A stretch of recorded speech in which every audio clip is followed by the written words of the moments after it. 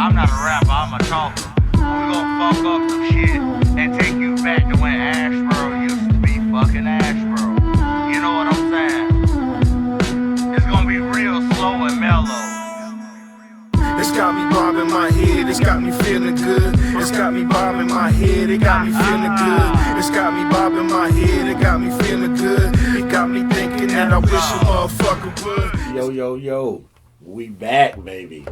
And I am super excited. We'll talk about that later, though. It's your boy T Foxx, in case you forgot. That's TFO, and always with 2 X's. The big one, never the little one. And we back. Another episode of the Comedy Hurts podcast. I was unprepared and not ready for the very first episode. It's the same way tonight. So we're just going to throw that on out here. It's all right, though. We going to get through this shit. And I hope that you put your seatbelt on. Because we're going to have a good time. I really don't have no notes, like you can see. All I got is my phone. Like, seriously, I'm not prepared. But I got some help. My co-host finally decided to show up. I'm super excited. Before I let y'all see who that is, I want to say again, I appreciate y'all tuning in. It's the second episode of the Comedy Hurts podcast. Me, T Foxx, I'm your host. I have a co-host. See how I'm smiling because I'm super excited. We are here live downtown, beautiful Asheboro, North Carolina, at the Hardcore Store. It's been 2 months since I talked to y'all. Ty Brew's slow. It's not all my fucking fault. I just want y'all to know that and put that out there. I procrastinated a couple of times, but he procrastinated 6 times. Okay?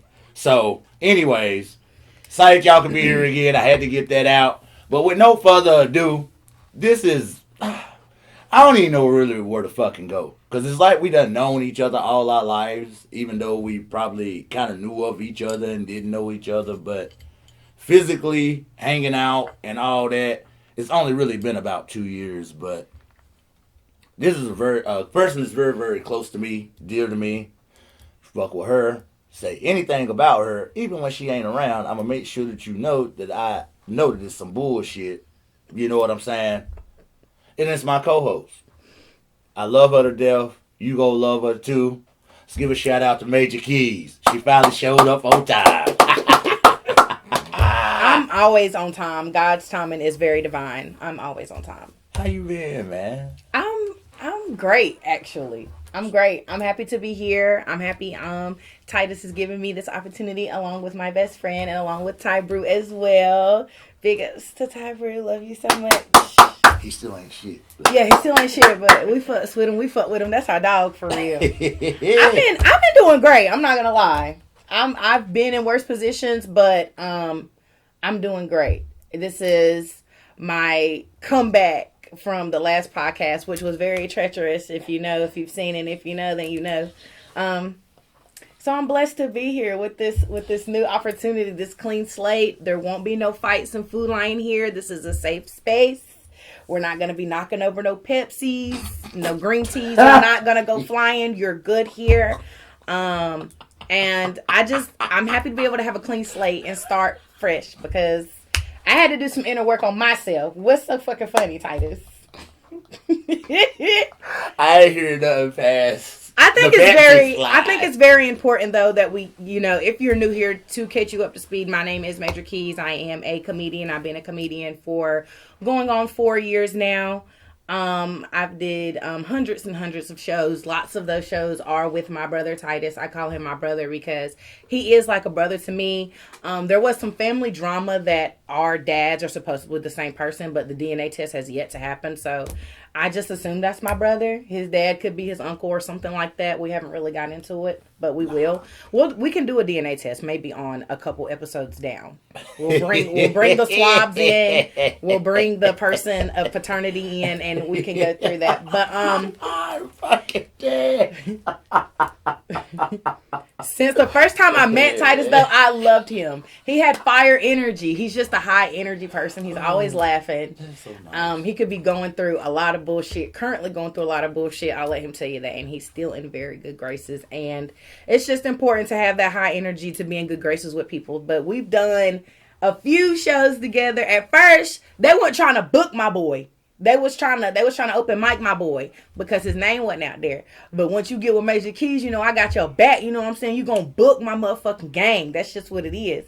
So when Titus started hanging with me, started getting them big bookings.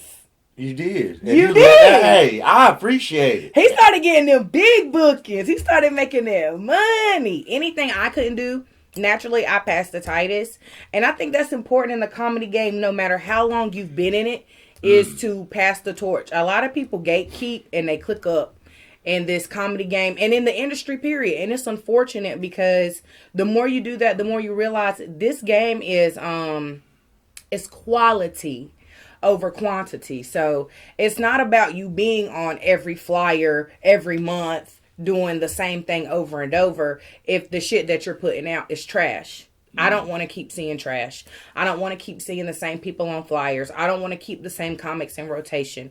I want to work with people that's faster than me, smarter than me, funnier than me, better than me, more critique than me. And we're not going to be able to get that if we don't start unclicking ourselves. The key to what That's she it. just said was quality over quantity. Period. That's a big statement, especially, comedy, and how over time you do see how it can become cliquish or certain people on the same shows. And I mean, it's cool that you on a flyer 2, 3, 4 times a month, but when you gonna get out of Greensboro? When you gonna get out of Charlotte? When you gonna get out of Raleigh? And I only mention those because those are the 3 major areas. Areas that comedy is in as far as North Carolina. And we love those locations. Greensboro Comedy Zone built my comedy career with the cash out competitions. I came in as a newbie. I was smacking motherfuckers that's been in the game 10, 11 years. But me being in competition on stage with people that are on tours, Christian Johnson. I can beat Christian Johnson in a competition in front of 20 drunk people, but he has longevity. He's on tour. He's actually going overseas. He's in London. He's going to Chicago. He's back-to-back booked. So you want to make sure that you're not just doing it for the current purpose. You want to build off of this. You have to learn how to separate the funniness and the fun of it and the seriousness of what you want to get out of it. So, because it is still a business. Exactly. So, and dealing with Titus, I can get that business aspect with him as well. He has a lot of connections. He is older than me, even though he does not act like it. He acts like he's fucking 20. Thank you. This man is 40 easily. You're 40, right? Don't lie. First of all, I identify as 29. But I just say that I've been doing that about 15 years He's now, been in going the game on 16 a long time. years. So I consider that an OG. But it's weird because people get around me and consider me an OG because I'm so vocal and I stand on business and I don't let people move me in a certain direction. I advocate for myself. I don't care if I lose connections. I don't care if I get blackballed. I don't care if I get sat down. I don't care if I lose because I'm not in this for your entertainment. I'm in this to build my future. And I think people forget that this turnover rate in comedy is not what it used to be. You can get on the internet and go viral and have shows booked out the ass just from internet content now. Still be ass, too. And Let's still be be clear. ass. Still be ass when you get on stage. And then you've got us who's been hitting the ground since day one, going to shows where it's 2 or 3 people, you might get paid with a Visa card and chicken wings, going to shows where it might be a packed house, but you still might have to travel to Maryland for $75. But the quality of the set is amazing. And you'll need that quality set. Everyone's going to need a fire quality set to send to other people when they ask, do you have a tight 5 minutes? Do you have a tight 10 minutes? And it's okay to have a good tight 5 or 10, but you need quality. So there will be shows that only offer you amazing quality of your set and no pay. That's still pay. Because once you send that to the next person that can pay you your $250 or $300 or however much, you're going to get your back in. And, you know, working with Titus has taught me that we all have our own thing. He's not a quitter. He's not hard on himself if he doesn't do the best, or when he does the best, he takes his wins, but then he's like, I got to get back in the lab. I want to do something else. Some people get a few wins and they just bask in that and they don't want to do nothing else. Me, personally, I haven't been booked in a while. So Comedy-wise. So what's next is, Major Keys? I'm not really on what's next. I'm more on what's now because I had to focus on my mental health and my physical health. So comedy is going to outlive us. It outlived the legends. It outlived Bernie Mac. It's going to outlive Richard Pryor. It's going to outlive all of us. So you're just a variable in the moment of something that you love. Your time will pass. There will be youths that are coming up trying to do comedy. But if you want the longevity out of it, you have to put your health first. And comedy is more of a nightlife thing. We get booked at night. We're already out late. Drinks be on the house. Sometimes chicken wings be on the house. Potato wedges, potato salad, fat bad meat, chitlins. At 1 o'clock in the morning. 1 o'clock in the morning. I done told 15 minutes of jokes. Now we about to drink a bottle of Hennessy. So, you know, years and years of that on top of arrogance of having successful shows will weigh in on you. And you think, well, all I have to do is be funny now. I don't have to be healthy. Monique was fat and funny, but Monique also now is not fat nor funny, I guess. She lost her funny when she lost her weight, but I promise that won't happen to me. That shit is in me, not on me. I'm sorry, Monique. You just cry a lot now. You just cry about every damn thing, girl. I don't know what the fuck going on. I want you to go back to when you was Miss Parker. And you didn't give a fuck. And you was chasing Professor Overvee. And you bagged the nigga. Shit, you fuck you talking about, you know? I can't say rape. I mean, yeah, you can say rape. We'll edit it. Yeah, we have to do that. There are words you can't say in America now, apparently. But yeah, you know, America is too soft now. America's fucked. If you're that's watching. Very, very true, too. Yeah, that's very true. People don't want to believe it, but this is my thing. I'm glad you brought that shit up. My thing is this. Back in 2021, in January of 2021, there was some shit that happened at the Capitol building, right? Okay. A certain somebody sent a group of people to attack the Capitol building, right? And them motherfuckers went over there and did it.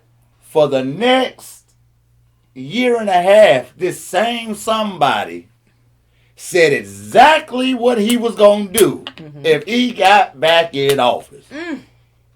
So what in the fuck are y'all motherfuckers that voted for the son bitch mad at? Because y'all are the motherfuckers that's talking shit and mad and upset.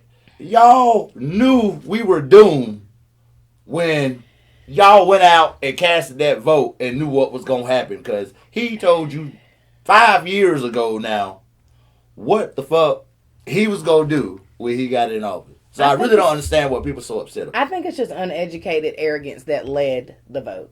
You know, like, It's time to just get this shit back in order regardless of what we got to go through. He's going to take it easy on us because we're bombing this motherfucker over here. I'm bombing it. And y'all motherfuckers laughed. Y'all put little wraps around their damn ear, put ketchup on your ear, and you sat up there and waved your fucking hand. And now look at us now. Lord have mercy. They did try to take us out. It is. And I ain't talking about just white people. I'm talking about all people. And the thing about it is, I think that gets my perception of it is I'm split because I do think it's some fucked up shit and excessive force going on with a lot of situations. But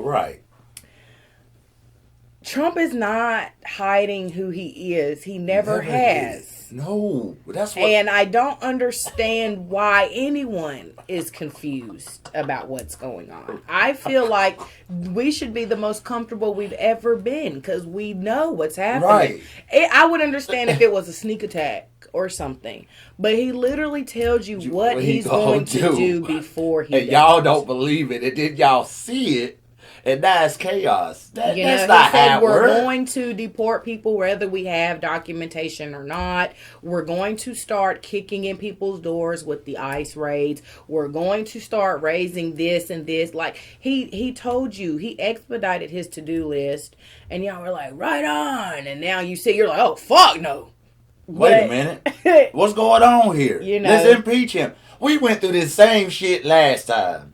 To no avail. This motherfucker wasn't even gonna leave the motherfucking White House on the inauguration night. Yeah, it still leads to ignorance because people were assuming, well, I'm not of Mexican descent or I'm not Spanish, so I don't have to worry about being deported. But lies. He is actively getting ready to start deporting Haitians. So people of color, specifically this color or any other color of darker shade, can be removed from your home, from your car, off the streets, out your job, and be deported. Shit is crazy, man. Me, you, your mama, your daddy, your grandma, your sister, your aunt, your uncle, your brother, you thought you was your daddy is actually your uncle. All can get deported at one time because he's deporting people of Haitian descent or Haitian. Right.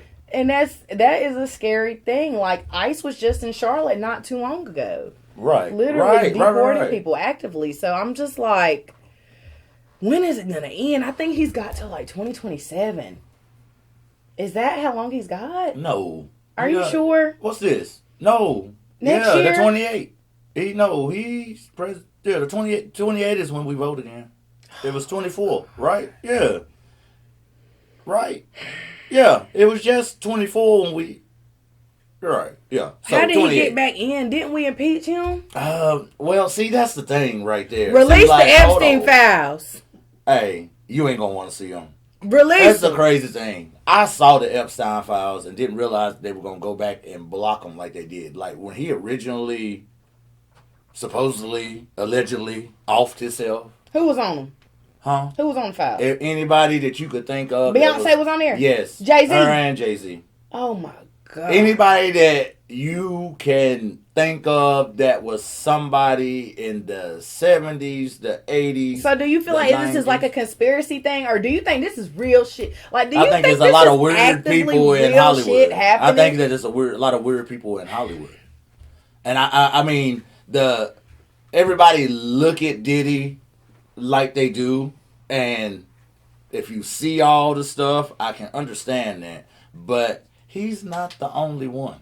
Right. And he's not going to be the only one found out. It's a lot of them that got away with it. But they were literally doing sex trafficking is sex trafficking. Yeah. You get what I'm saying? Mm-hmm. Taking booty against somebody's will or drugging them up is motherfucking not right. And it should be illegal in a lot of places. You know what I'm saying? But it's a lot of motherfuckers even before this. But this is another situation with the president of the United States this man again. said taking booty. It ain't no way y'all motherfucker. This is my thing with the Diddy shit. This is my thing, right? You didn't even want to say it. I didn't know what to say. He said taking booty. This is my thing with the Diddy shit, though. Like, y'all niggas ain't shit. Y'all motherfuckers laughing. That is not okay with anything going on. He said taking booty. Taking booty. I mean, but what I'm trying to say is, y'all niggas ain't shit. Why would you say taking because booty? I didn't want to say the other thing because I didn't want it to be edited out. Because, I mean, that's literally what it was. Now, the shit with Cassie, with Diddy, and that video of him beating her in the robe, I'd never let a nigga beat me in the robe. I'm sorry. If my old lady came out in the robe, boy, you're not going to beat me naked in the robe. I'm just saying. You supposed to fall harder. Yeah. But anyway, that's neither here nor there. It's neither here nor there. But it's not, that wasn't right. Like, beating somebody like that and hitting them like that for no goddamn reason was fucked up. But the rest of this shit, a lot of y'all were repeat offenders. Yeah. So, like, y'all were just purposely going over there, taking the drugged up alcohol, eating the fucked up hors d'oeuvres, and then waking up talking about your ass is sore. Like, you knew what the fuck was going on. They knew. A lot of them definitely Right. knew. And if you done took them drugs many a times, not that I've took a lot of drugs in my life, eventually your tolerance builds up. There's no way that you just going over there passing out after the first drink no more. Especially after you come on the first time and your booty hurt. I'm not going back. I'm just saying. You know what I mean? I ain't saying that the shit was right, but I'm saying that one... Somebody was down for it. And somebody was down for it. 100%. I mean, there's a lot of me people personally, before here, it does sound and genuinely. it's gonna be a lot more. It genuinely does after. sound like, as long as there's not no child sex workers involved in there, right. It outside of everything else from what was described, it sounds like my type of fucking party. I'm just not staying for the after party. I'm not staying for the after party. He had one big bed for I know. I everybody saw that to get motherfucker. in. One giant bed. And Chris Brown jumped off that bitch. That motherfucker tried to push Chris Brown. And Chris Brown did goddamn it. Bro, you won't get me. I'm not laying on no bed with no grown ass man talking about daddy. No, bro, I'm not putting myself in that situation. But I understand, like, to be able to be in that atmosphere and meet all, you know what I'm saying? It's a lot. Because there's a lot of people that admit that they went to the parties, they just knew nothing about that. And I believe a majority of them. So now, some of them skeptical. Yeah, do you ever think about, like, when you advance in your comedy career and you get to that level, how you would have took all that in? Because some people think it's not a reachable dream, but it's very reachable. Yeah. It's so very reachable. How are you going to be when you are invited to that environment, into those rooms? Are you going to be cool, calm, collected? I'm gonna have to be. If somebody tells you I'll cut you a check tonight for like $500,000, but we gonna do to suck a dick? No, I can't do it. That's my manhood. I'm sorry. I understand. I'll do it for us. Thank you for saving me, because I can't do it. I can't. I'll do it for Stephanie. Stephanie. $1 million, and we out the hood. You feel me? And then I'm just gonna stand. I stand by the door, make sure nobody else don't come in, and we read the box. Hey, cause that nigga don't play. And I saw it on video. And he done got way bigger now. He working out and shit. I see that. Huge. You in We the got gym? into the Hold on. Let's go to that. Like, how's this journey been? Gosh, this journey How's has that been been? the weight loss journey is. You have to face yourself. Motherfuckers didn't believe that you was really serious about it. Anything I say I do, I'm gonna do. If I say I'm gonna smack your ass, I'm gonna smack your ass. If I say I'm going to the gym, I'm going to the gym. But they didn't believe it. So until, every morning at 6 a.m. I get up, I take my old man to work, and then I go to the gym. I said at first, before I started going to the gym, I was walking a trail every day during the spring and the summer. Crazy lady was with you. Yes, and my sweetheart. And it started getting cold, and I know I'm not going to hold myself accountable in the cold. I'm just not going to go. So I had to break down and end up getting a membership. Shout out to Ramsor, North Carolina for bringing us a gym. Shout out to Nautilus Gym. That's awesome right there. Yeah, so I didn't know they had a gym in Ramsor. they do. I did not know that. They do. And the Great. membership No is, police department, but they got a fucking gym. Yeah, no police. We don't need a police department. We just need a gym. We also just got a Goodwill too, so come shop. But so no, I was waking up every day at 6 a.m. and I didn't know what to do in the gym. I'm like, what the fuck do I do? So I'm like, I'm just gonna start doing what I've been doing. I'm just gonna start walking. Just hold myself accountable and start walking. And just that alone, everyone thinks because I'm tall, I don't weigh a certain amount. When edit this, zoom in, I was 350 pounds, okay? Big 350. That's almost 50 pounds for my 400-pound life. And I blame comedy. All the wins, all the chickens, all the rotisseries, all the free nachos, all the drinks y'all niggas gave me because y'all wanted to fuck. Like, all that stuff built up on my back. And I just was like, oh, I'm funny. I don't got to lose weight. I'm cute. I'm pretty. Wow. But no, the health is important. You have to move your fucking body. Titus, please. Shut up. I know. I'm sorry. And she just, you don't realize how funny you being, but I know you being I'm serious. Like, so, dead ass. I'm sorry. Just every day I was like, I'm just going to walk a mile just to hold myself accountable. So I just started walking a mile. Then I started taking interest in other machines. Then I started with my food portions, because if you don't get the food aspect right, the gym is pointless. You're just going to fuck yourself. So I had to cut out the drinking. I haven't done a show drunk in probably a year. And when I first started comedy, I had to drink just to get my nerves right. Now, I get out there with the nerves I got and I just bust ass, and I'm not about to do a whole lot, but it does help when I drink. But now I'm learning to curate myself without the alcohol, to find my real skills. Like, if you are really talented, you should be able to pull this off sober, not just drunk, not fucked up. You should be able to do this regardless. If it's in you, it's in you. So, I lost my grandmother during comedy. The same day we buried her, I had a comedy show with Jawan Cap, Sauce Got Jokes, Uzi, and somebody else that was in Salisbury, North Carolina. Drunk through that. I literally drunk through all those emotions. Lost my cousin in a car wreck, drunk through that. Came back and did one of the best shows in front of B-Dot. B-Dot is a radio host that was working for 102 for a while, and now he's got his own thing going on. And the first time I did a show in front of him, I was heartbroken. I was drunk, but I did great. So, it's a fight. It's a fight for your mental health, and you cannot be booked day in and day out and not be able to work out while you're doing the same thing. Like, you have to figure out. And I also have children. So I had to figure out what was it I have to take my hand off of. Not let go, but what was it I have to take my hand off of. And comedy was something I had to take my hand off of. And it hurt my pride. It hurt my ego. I felt people were fucking with me less because I wasn't as booked. I felt like the phone call slowed down. I felt like I wasn't included in a lot of stuff. I felt like I was being overlooked. I felt like I was being outlapped. I really did. But the more every day when I got up at 6 a.m. and I got on that treadmill and I started holding myself accountable, I started making content for the gym.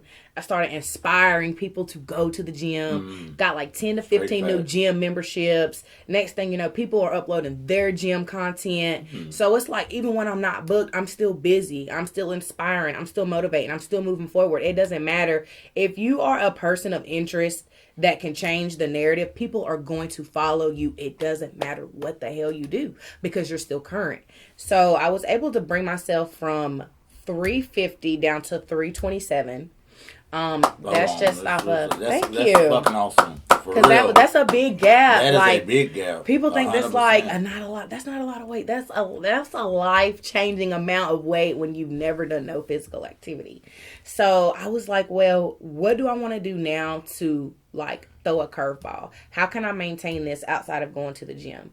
So before I started losing weight, I was already looking into a few surgeries. Not no BBL or nothing cosmetic, but something that I can do to help keep the weight off. Mind you, I've never had a surgery, so I was scared as hell. Yeah. I'm like, what if this is the one time I go under the knife and something goes fucking wrong? Right, and before you even get into that, I want to go and apologize to you, right? So this is what happened, right? We were at the show. We ain't even got into that, but we was at the show. We was at the theater. Me, you, and Tara were talking. And you talked about this surgery. Yes, right? I did. Mm-hmm. We had a conversation about it. Yeah. I ain't know that you had surgery about Thursday, so like whenever I saw your post about the motherfuckers that hadn't, I took offense to it because I felt like you were talking to me because I had honestly, and I would have apologized because I would have checked in on you had I remembered that. Tara said something about it when I came in from work one day, and she was like, "Yeah, I checked on Major. She had that surgery this morning." Motherfucker, I can't even pretend because if I say, "Oh, I forgot," she gonna talk shit. I ain't want to hear her mouth. I didn't even think of you not checking on me because we always got so much going on. I didn't even check on me. I had to make sure I was still alive. Facts. So I was just like, like, but if my part was with Tara, so I she hate when people that I forgot. I hate people that I fuck with that I'm close to would ever feel like I would be indirectly posting about them. Literally, I will come to your door and knock on your door if I have. Tell me, and call me as you on the way up. Yeah, like I'm literally not gonna do that subliminal shit. I did. But we didn't do it in Food Line. We're not gonna do it here. It wasn't subliminal. It was on site. It never gave subliminal nowhere with me. You could check my arrest record. You can check everything. It never gave subliminal with me. You know, I'm a grown woman now. I'm not into that now. But I'm not. You know, I'm not the subliminal type. And the transformation of you has been amazing. Yeah. Just even in the last couple of years. I feel that too. Everybody, y'all probably feel like we catching up because we really ain't. We normally talking about other bullshit when we see each other and we ain't saw each other. So yeah, y'all about to get all this shit. I'm just overall like, I don't know, I'm just in a really blessed and safe and protected spot. And then every time I elevate, I always end up around like other blessed, protected, and safe people. And that reminds me like, okay, you're doing the work. Because once you come back for a circle around people who are still doing the work, if you're on that right path or right alignment, you'll meet back up with them. Because I had got disconnected from Ty Brew for a while because he's interlocked with a lot of people in Asheboro. He does a lot of work with a lot of people, and he worked closely with somebody that I was also kind of under an employment with prior to this podcast. I was doing another one, and it was a hit because I was on it. Okay, which was the Girl Code podcast, and I don't want to keep really mentioning them or giving them no shine, but authentically, I will say that shit was jumping because of me. I was the head honcho. I did the work. I did the footwork. I held motherfuckers accountable. It was me. It wasn't nobody else. Everybody else was in a booth, smoking Black and Miles, shaking their asses, not handing out flyers, not promoting shows, not pushing links, not pushing ideas, not doing shit. So I was discussing with Ty before we even started this. If you don't have other dream makers who are trying to build their own dreams and you just have people try to come in on yours, they're not going to be as enthusiastic for what the turnout is because they've never initiated something on their own. I can tell you, hey, come with me on this private jet and you're going to want to come. But if you've never done the work to get your own private jet, you're not going to give a fuck about mine. So why would you even try to build an empire with people who hasn't went through the same grind as you? They're not as hungry as you. They haven't took losses like you. They don't understand what it takes to get anywhere the fuck you are. Me, I'm in the industry. And not only am I in the industry, I'm a black, heavyset woman in the industry. So I understand what the fuck is going on. You know, people want to do what the algorithm is for looks. People want to do what the algorithm is for popularity or social standard. And all that shit is fucking bullshit. You need real, raw, authentic people that are going through this shit brick by brick that know what the fuck to do when you're sinking, when you're crashing, when you're not getting fucking views, when shit ain't fucking moving. Because every day it's not going to be positive. You could bust your ass and put out something that's going to be a hit and you get nothing. You can put out nothing and that shit be a hit. But you still have to have people that are building in the same direction as you to take off. And that's really where all the shit kind of fell the fuck out, is where I drew a boundary about how the fuck I felt about being the one that's doing all the fucking work. And we're supposed to be a fucking team. I wouldn't expect for you to come in here and carry all this shit by yourself. No. I wouldn't expect Ty to come in here and just set this shit up and be like, I'm going to fill in until Major Keys get here. And my apologies for not being here whenever y'all started. But I was going through a lot of transformations. And I'm not the type to just show up and give somebody mediocre any fucking thing. Anytime I show up, it's going to be of quality when I show the fuck up. And when I show the fuck up, you ain't going to miss that I was missing, baby. So it's okay. I'm here now. The ship won't sink. We're good. Here we go. That's all I can say. Here we go. We're good now. We got some real motherfuckers in the building. Y'all know who the fuck Ty Brew is. Y'all know what's going on. That man brought us downtown. We was in Sunset Theater. I've never performed in a Sunset Theater. In Asheboro. We're downtown in Asheboro. This is like a huge martyr of Asheboro, downtown Sunset Theater. And because of Ty, I was able to touch that stage not once, but twice. Such an amazing moment. 3 times for you? No, 3 times for you. Was it 3 times? You when? Hosted. No. I think it was twice. It's been twice. Mm-hmm. I've done 3 times. Okay, that's what it is. Yeah. I got lost for a minute. Yeah, BJ put on that one for Neil. Yes. Right. There you go. But- but still though, like Yeah. 10 years or 3 years ago when you started comedy, you never would have Yeah. thought that in Asheboro At all. Yeah. No, no, absolutely not. And I'm not going to not give people their gifts or love that they deserve, because the podcast that I was on prior did open up a lot of avenues for me. Genuinely, it gave me a lot of exposure. I was able to maneuver a lot with that, and I'm very grateful. But very grateful don't mean kiss your ass, and it definitely does not mean that I have to be the underdog in any situation, because it's okay if I'm the big dog because I'm doing the work. I deserve that. You know what I'm saying? But I'm teachable. I don't think I'm better than nobody else. I think that's why I've come so far. Simple And communication. yeah, I think that's why we've come so far in general. Communication. You know, we don't step on people's toes. We don't, you know. I stay in my own lane. I'm too old for all that shit, man. It's all that extra drama and stuff. You know what I'm saying? And that's the reason why, like, for me, like, at y'all's age, 33, right? Mm-hmm. Yeah. At y'all's age, I felt that I probably could have done comedy then, but I wasn't ready mentally. I'd have been, we would have been. Are comics ever ready mentally, though? But me being a lot older than a lot of y'all. Yeah. You know what I'm saying? A lot of y'all that I fuck with and that have been in the game. You know what I'm saying? I always got to give a shout out to Jawan Cap, the most underrated man. We love you, Jawan. In comedy, for real, especially in this fucking area.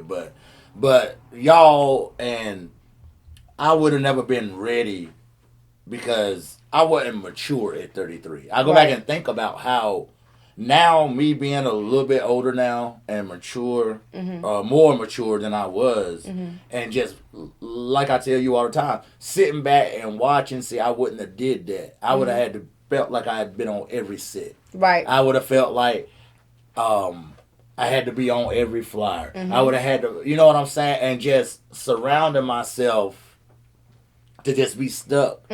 Going in the same circle. And it will be a circle and a lot of if people you're not don't see that. Like, I just keep it hot. There's a lot of y'all comedians out here that are on the same flyers. And y'all wonder why the crowd keep getting less and less. It is not that y'all ass or nothing like that. But it's no diversity at all. No diversity, the same names, y'all doing the same jokes, which is nothing wrong with having a set.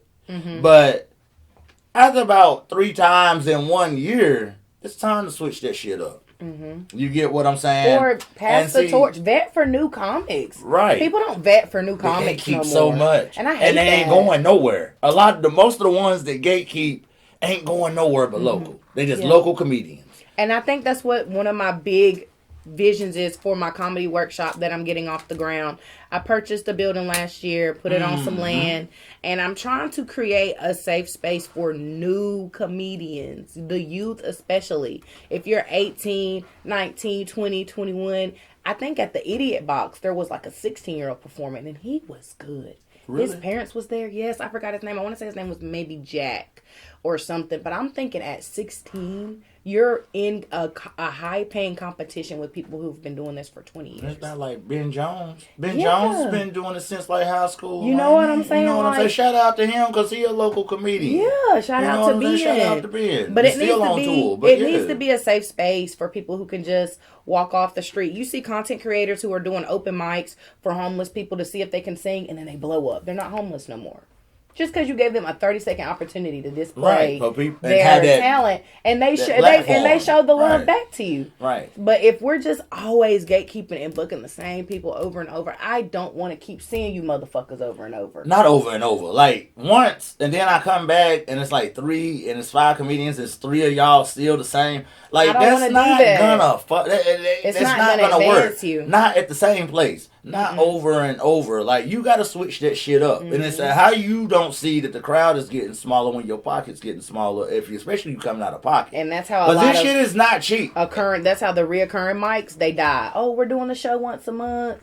And then it's the same comics, or you done put too many powerhouse comics in one show. Right. And now all your powerhouses you can't book for 4 or 5 shows. Now you've got open micers on a paid show stanking up the fucking spot.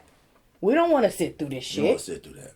This You is know, crazy. My 'cause it's asshole was terrible. clenching up watching this Right. shit. Like, it's I don't wanna watch okay this. most of the time for the opener to kind of be mediocre, unless it's, of course, it's a No, motherfucker it's like, not okay. hold on, unless it's a motherfucker like me or you. No, it's not but okay. It's never okay to be mediocre when you're the opener. When you are the opener, Most you time are the that's star of the that's the show. small You man set on the show. fucking tone for the but whole hold on, show. no, Major. Let me say I was a lot the of these. opener in Hold on. Rockingham. Motherfucker, I done been an opener on several occasions. And you can't go out there bullshit. But hold on, though. Everybody don't get taught that like we had the privilege of learning from I don't other give a fuck about But everybody. hold on, We talking about us. I ain't talking about us. I'm talking about these other motherfuckers. Fuck them. We talking about us, nigga. Me, you. I'm never gonna be The fuck? mediocre And as when the you- opener. When you What go I'ma out do is there I'ma and make you the guy- open a show, you wanna when you go on tour and you gonna go see Mike Epps and all them, and the first motherfucker come out. If they gotta set the tone, you gotta set the tone. Period. The first episode of this shit, might want to take that shit down if that shit ain't rocking, because we might gotta set the tone with this motherfucker. Like, you gotta set the tone. You can't fuck around. You're right. You 100%. cannot fuck around. Now, you do gotta be consistent with the tone, but the opener sets the tone. I'm gonna tell you, I was on a show one time, and somebody had the bright idea to line us up by who been doing it the longest. Oh yes, Stupid. yes, that was dumb. I said, okay, That was that's absolutely perfect. dumb. I'm the baby in comedy, and I'm just now realizing that because With I all get the around. people I you get do, around what everybody. motherfuckers that Yes. you gotta do comedy with and that you run with in different Exactly. states. They got time in this They shit, do. and you know what I'm saying. And so I'm just yeah. starting. And people think, 5 years is a long time. 5 years is like 1 year in comedy. That's not real a shit. long fucking time. That is real shit. That's not a long fucking time anywhere, nigga. You have a newborn baby, the baby 5, that motherfucker just going to kindergarten. That's not a long time. Like 5 years is 5 years. It don't matter if it's 5 years as an adult, 5 years love as a that child. analogy, too. I'm just getting started. I haven't even met all the people I'm gonna meet. I haven't even bombed all the times I'm gonna bomb. I haven't even not got paid my back end all the times I'm not gonna get paid my back end. I ain't physically fought no promoters yet. I ain't done shit yet. I'm ready to get this shit jumping. I'm ready to trash the club. You gotta fight a motherfucker You know? at some point because there's some shitty motherfuckers. But you gotta watch that one them. fight didn't count. That was stair fight. I ain't fought nobody. Fuck you talking about? I was gonna pick up a can of beans and bust them up. You didn't have to do that. Hey, I do the about down. Look, I'm glad you keep making that shit up. No, hold on. I'm gonna say this, and I'm gonna let it go. I ain't said no names all night. I ain't gonna say no names. But when I saw that nigga tried to move the other nigga, and that nigga was in socks, and he couldn't move him, and that motherfucker's feet is stronger than Bucky feet. Strong feet. That nigga had his toenails in the goddamn towel in the goddamn food line. That nigga was not moving. That nigga. No, shout out to the lady that walked right past him and said, "Excuse me, Hey, guys." and got her goddamn can of SpaghettiOs and kept going. I saw that. Hey, Unbothered was a person. I'm not gonna lie, Yeah, though. she walked out. Half of me wants to just never talk about that shit again, Yeah, but- and the other half of You me got like 8 cannot million views stop. on this shit. I think Fuck it was you. like yesterday. It was like a year or two on that day yesterday. It literally, it was. So yeah, so It the was shit- last year. Was it? Sunset, yes. 2 Doing the years film ago? festival. No, last year. It's been 1 year, It was 365 1 year. days. It was snowing. It was snowing. It was last year at the Yes, film yesterday. festival. Because Yeah. he popped up on my damn timeline with them knots on his fucking head. Shit, That nigga man. said he didn't hit me. You was a goddamn lie. Because you didn't fall, motherfucker. You didn't trip and fall down those steps. You took some goddamn hammers, nigga.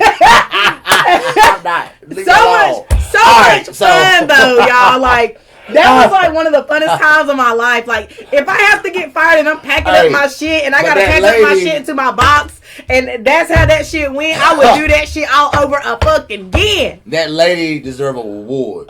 Like, for real. Like, you have to go back and watch that shit and watch that woman. Like, she kind of, like, balanced herself on whoever had their back. She was and, like, maneuvering. kind of She was like, balanced. And, like, oh, excuse me. And that motherfucker smooth reached up and whatever how they was and grabbed her shit and immediately turned and walked the other damn way. And didn't say nothing. I'm getting the hell. I don't remember what she grabbed. But I went back. I said, that motherfucker right there was about... She fucked with niggas because it was a white lady. We came She in there fucked for with some niggas. soup. We came to make soup, and you know, the culprit at hand has said, whenever I see your boyfriend, it's on site. And I'm like, God, at the Food Lion, God, slam my man right out his shoes. Damn sure No, did. you wrong. And boy, that was a mistake. That was boy, a I bet mistake. you hate that you made that mistake. Man, they got the knocking all the sodas over in the soda machine. I know. I watched my that shit like 10 times. God, yo. Tyler called me. He said, "Goddamn, Jay Bryant sent me this bullshit." Ha ha ha ha ha ha. I said, "Right, I watched that shit like 10 times." Y'all can't tell me that it was not an epic, monumental signing off moment. I'm so glad that part of my life is over because it literally, emotionally, I did take a hit. I don't want people to think like I know you did. It didn't crush my ego or it didn't break my heart or because you cared about everybody involved because that affected a lot of people. I don't want people to think like, oh, it's fuck him. I don't give a fuck. I'm really not that good. I really was hurt. I loved being a part of that congregation. It was professional at first to me. You know, it felt real and authentic, but it literally was a stepping stone to lead me to where I am sitting right now. 100%. So I did what I was supposed to do. I had to go through that fire. And I didn't get burnt, but I still had to go through that fire. And that's why I'm okay with ending up around people that I actually give a fuck about. That's going to go through the fire with me. That's willing to be like, listen, I got the wrong idea. Let's like work this out. Let's talk about something. People that know how to communicate. He's not going to go as far as he ever wants to be because you don't know how to simply say, that was bad for business and I apologize. Accountability. You don't ever gotta come work for me again, but you were a good asset to the team. Right. You was a great asset to the team. And I didn't even get that dismissal. I got, a lot of negativity. Which was I just my hour and 45 minutes back for the shit that never came out when I went up that motherfucker. And I told him not to do the interview without me. What the fuck he go do? Took his tall ass up there to go do an interview. That shit still ain't released. That was stupid. A lack of communication amongst two parties. I'm not gonna lie. You did call me the day before and tell me not to do it, but I had somebody else that said, "Nah, we good. Go ahead and do it." I ain't again. I mean, so I went and did it, and I still don't know what it looked like because I never saw it. Was that footage paid for? Yes. Do you have the footage? No, 100% not. Okay. I just don't understand. Because that's how our conversation came up when all that shit happened literally yesterday, last year. Because we got to talking about that, and we were talking about the film festival because it snowed and it was canceled or whatever. You know what I'm saying? So, all that. Do you feel, as far as like your comedy career? Will you feel that if you would have started out doing skits and going viral like that as being funny instead of actually doing the stand-up first, do you feel that you would be where you at right now in your comedy career, or you would still be behind and chasing to get to where you at?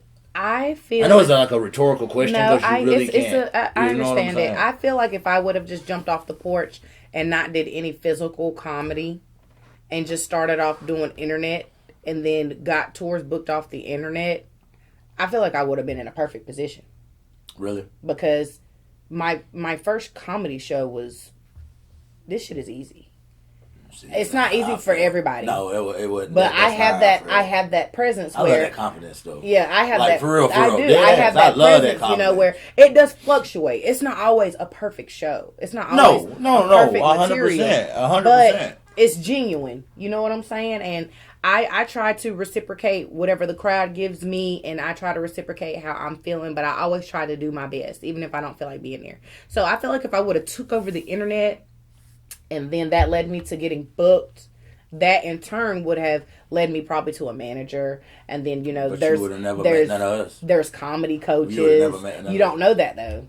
You don't know. You got to understand, I'm still from this area. So it wouldn't have mattered. I get you. You know what I'm saying? It wouldn't have mattered. That's just like saying that all the famous comedians that we've met, we never would have ran into. I was just with Mike Epps in Florida last year. Right. You know, we don't have no dealing. So that's, you know, I feel like whatever it is you were supposed to do, you're going to do. Now, does it suck that now we got to fight for the internet and it's an infinity space? That fucking sucks. I hate that so much. Yeah. I just feel like that shit is oversaturated and I hate it. I hate creating content every day. And every day when I post on Instagram, I go viral every single day in the thousands up to the quarter millions to the millions, and literally I will get a quarter of followers for the views. Like if I could get a view for every time I hit 1 million, I would probably have like 20 million followers on Instagram, but it doesn't work like that. Right. I got like 5,000 followers on Instagram, but those are my 5,000 that I've gathered from open mics, hitting the road, hitting the pavement, genuine material. Those are my 5,000. No bots, nobody I had to buy. Those are my 5,000 people. And you know, if you just zoom in on the quality of your people, imagine doing a show in front of 5,000 people. Right.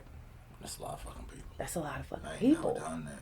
I ain't never done that. And that's a genuine amount of like just followers. Yeah. So to me, you know, you can go through somebody who got like 20K followers, and that shit is like in Chinese for like 8,000 of them. Like you don't know 8,000 Chinese niggas. Right. And 7,000 of these niggas got an anime picture. And then you click on 6,000 pages and user not found. So these are bots. You know what I'm saying? People pay for bots. People pay for followers. People pay for views. I want to get that shit authentically off the muscle. Work and grind it. Correct. And grind it. That makes it. That makes it feel better. That's it. I don't want to sit up, you know what I'm saying, and I want to put in money, because you got to put in money to it. You know, it's entertainment. You got to put money in to make money in anything. Yeah. But I'm not. I didn't even know you could do that. You can buy like followers. You can do that. You can do anything you want. Wow. You can do anything to beef your account up. Yeah. Jesus. But Christ. what's always gonna tell is comments. Now some people claim to have their comments turned off. A bot can't like comment, interact like, wow, I love this is so funny, LOL. Most of the time they're not gonna comment, and if they do, you can tell by the lettering or the captioning of the comments if it's a bot comment. You got some people that's got 50,000 followers, and then you look at their videos, they got 1K views. Why? Versus me, I got like over 5,000 followers, and I don't pop less than like 60,000 views. Views are real. You can pay for views too, but the interaction, like real people, when you look through them comments, I respond to everybody. I know you do. I spend all day responding to my comments. And that gets my reels pushed out even further, because they're like, this bitch that's got 3 million views is talking to me. Yeah, right, 100%. Yes, 100%. I am. Yes, girl, tell me about your nigga that's not shit, and I'm going to tell you about mine. And come to my comedy show. Yes, we're going to talk about it. I don't give a fuck about none of that. People be on there talking shit. I mean, they be putting me down. Like, girl, why would you bring this to the internet? Bitch, you here with me too. We here together. And you're making me money. I'm not making you shit, but you're making me money. Right. So, you know, I'm in the door. I feel like as long as people keep it genuine, like if people comment on your stuff, always comment back. I try to always comment back to everybody. Like I might take a day where I don't post a reel, but I respond to everybody under my reel. It might be 5,000 comments, but I will respond. But that's the work you got to put in. And see, like, one more question. Okay, one more question. What's the about comedy? Do you feel it's a difference? Do you feel it's a difference in bombing and doing a set and a crowd just not genuinely feeling it? Do you feel that bombing is the same thing, or do you feel that that's two different things? I feel like bombing is when you go on stage and you already tell people, look, I'm fucked up. I don't care if y'all fucking with this or not, and you don't do shit. I feel like once you let them know that you don't care, they don't care, nigga. I don't care already. Like, and then it's a competition of who don't care the most. And now we're just waiting for you to get the fuck down, and we're waiting on the next person. And then you stink up the room. I think bombing is about attitude. Some people can bomb gracefully. Me, If I bomb, I'm a gracefully bomb. It's not gonna be, ooh, God. It might be, I've seen her do better. That's a graceful bomb. But not, damn, Major Keys, that shit. What the fuck? I ain't never seen her do that. It's never gonna be that. You know, it's gonna be, I've seen her do better. Like, the last show we did at Sunset, I wasn't in a really good headspace, but I still had a good time. Me, personally, I critique my own self. I could have done better. Next time I will do better. 100%. It's going to be 1,000 times to do better. I'm going to just go 100%. Do better every time. 100%. But I'm not like I'm not hard on myself. Because the people in the crowd, bitch, y'all could have did better. Shit. Y'all could have gave me something to go off of. The fuck? We all could have, let's all hold ourselves accountable. Not just me. I know I'm here, but you here with me too. We all people, we humans. And that's the thing. I think when we do comedy, we need to bring that shit down to one level. It don't need to be the comics and the crowd. We all here in this space, we come for the same thing. You come to laugh. I want to laugh. I want to make you laugh. I want you to laugh at me. I want you to laugh with me together. Right. So it's not separated. I don't want you to feel like I'm the, you know, the talent that can't be approached or the talent that can't be brought down a notch, because you don't know who's looking at you. Right. For one, when you bomb. Right. And you could bomb. I didn't even do my best that night, and I had so many people come up to me and be like, yo, I love that shit. Like, that shit was really funny. Like, I really appreciate it. You know what I'm saying? That's the thing. See, like, I'm my biggest critic when it comes to that shit. And, like, I turn myself up. And then, like, a lot of times I record, like, I might not necessarily video record, but I audio record my shit so I can go back and listen to it. And then it's like, in my head, like you said, I could have did better. I probably could have put a little bit more effort in. I probably might have missed a couple of punchlines that I normally hit because forgot to do a callback. I forgot to do something. But these motherfuckers were laughing. Yeah. But so, now I have had shows, several shows, when I get in my zone, I'm on it. But I'm like motherfuckers up when I'm on can't be fucked with. You know? That show in Winston. And man, that show you gave me in Winston. I went up that and I opened. And they were like, because like, you know, obviously it was me, Trey, and Angie. You know, obviously again, nigga, you are the youngest nigga in the game. Y'all want to go, I understand that. And that's fine. Right. I'm going first. And he was like, oh, okay. And like in my head, I'm like, I already know I ain't never seen Angie, but I've seen Tremayne. And shout out to Angie and Trey. I love Angie. I love and I appreciate Trey. Y'all allowing me to open up for y'all. I love Dusty Cagle. I love Rhea Fu. I love Steph Funny. I love Tyrone Burston. I love Mimi Manning. I love Titus. I love Desiree Sun. He funny as fuck yes. Too. Hey, that's I love South Sky Jokes. I love Funny Key. Like I love a lot of people in the comedy game that has just chose to water me and not break me down or not tell me to even to the people that have been like, you know, you need to pump your brakes. You don't know what the fuck you're talking about. You're right, because sometimes I don't know what the fuck I'm talking about. But if you don't know what you're talking about, you definitely can't tell me that I need to shut the fuck up, because you need to shut the fuck up with me and we need to learn together. So I think it's all like, especially with bombing, it's a learning experience. People were like, you need to start recording yourself, like put your phone in your pocket, record, and like lay down in a dark room, put your headphones in, and just listen to the crowd and see what they feed off of. Take that joke and like rewrite it 3 different ways. So I did that at the Sunset show, and I've got a few jokes that they were fucking with and engaging with that I'm gonna rewrite like 3 different ways. So now I know when I come back to Sunset, I can run those again and bust their ass, and then I can do like 15 minutes of my own shit. You know what I'm saying? Yeah. Okay. We gonna sign off. Sign us off, Titus. I appreciate y'all tuning in. As you can see, I did. Compared to that, y'all will go back and watch the first episode and did. You don't gotta fucking watch it. You gonna watch this, and motherfucker. Then you'll understand how we not coming in here. I gotta do better. I know that. I know I gotta do better. He needs to go to a fucking therapist. We have appreciated y'all's time. We're going to sign off here from the Hardcore Store, downtown Asheboro. We have plenty of more episodes coming. You got to say the name. Stay tuned for the Comedy Hurts Podcast. Comedy Hurts Podcast. Major Keys.